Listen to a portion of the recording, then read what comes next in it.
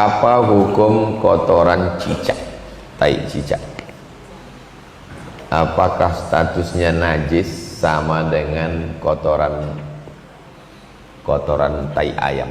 Apakah sama tai cicak sama tai ayam? Pendapat pertama mengatakan beda, karena cicak tak berdarah, maka tainya tak sama macam tai ayam yang berdarah. Jadi kalau ada antum dengar ustadz berceramah, kalau ada tai cicak jatuh di sajadah, tak perlu dicuci, gini kan aja di musola, di masjid banyak cicak, na'udzubillah, lalu kemudian disapu aja, tak perlu dibasuh, kata dia. Itu dia berpendapat berdasarkan ini, karena tai cicak sama tai ayam tak sama. Kalau tai ayam mesti dicuci bersih karena ayam berdarah, sedangkan cicak tak berdarah. Pucat muka siapa tu tadi, macam cicak tak berdarah. Pendapat yang kedua mengatakan sama, maka mesti dicuci dengan air, dijemur kering baru dia suci, tak bisa dipakai. Saya lebih condong pendapat yang kedua. Kenapa? Karena khawatir menimbulkan was-was, atau cicaknya satu, kurus pula, taiknya kecil. Ini udahlah cicaknya banyak, mencret pula cicak tadi. Jadi kalau ada dua pendapat, kita pakai yang lebih tenang, yang lebih menenangkan hati kita. Ibu, sajadah kena cicak nampak, saya Pak Ustadz lebih tenang kalau saya cuci bersih. Da'ma yaribuka ila ma la yaribuka. Tinggalkan sesuatu yang meragukanmu pada sesuatu yang tak meragukan. Tapi kalau ada orang, kenapa Ustaz sebutkan dua pendapat nih? Mana tahu ada orang yang tiba-tiba kita sholat di rumahnya, diginikan aja sejadah itu sholat dia.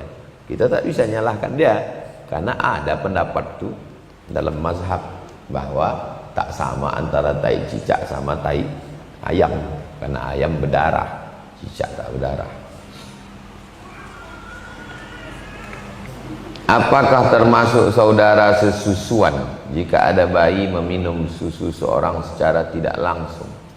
Misalnya air susu tersebut sudah dipindahkan ke botol. Ada pegawai bidan di rumah sakit di Pekanbaru, dikumpulkannya ibu-ibu yang banyak air susu tapi bayinya berlebih, dimasukkannya ke botol, dibagikannya ke bayi-bayi yang ada di situ. Saya bilang perbuatan ini baik, karena kasihan nengok bayi daripada minum susu kaleng. Tapi perbuatan ini merusak nasab, karena dia khamsa radha'atin, 5 kali kenyang. 5 kali kenyang anak itu, kenyang. Nampak itu, ibu-ibu tahu dia anak itu udah kenyang atau belum. Asal udah kenyang anak itu 5 kali kenyang disusukan, maka sudah radha'ah, sesusuan, tak boleh lagi nikah. Apakah disyaratkan mesti menyusu langsung atau pakai botol?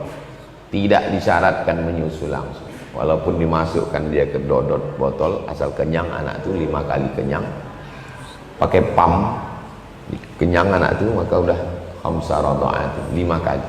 Maka bertetangga, ibunya pergi, anak nangis, disusukan anaknya. Banyak orang sekarang gitu, hitung, kalau udah 5 kali kenyang berarti dia anak susuanmu, haram dia nikah dengan anakmu. Kalau almarhumah mak saya diceritakannya itu, si fulan, anak si fulan itu dulu mati emaknya, kususukan, itu anakku. Si fulan, anak si fulan, kalian tak boleh nikah sama dia. Kasih tahu, walaupun dia tak sekolah agama, tak ustazah, tapi tahu dia fikih.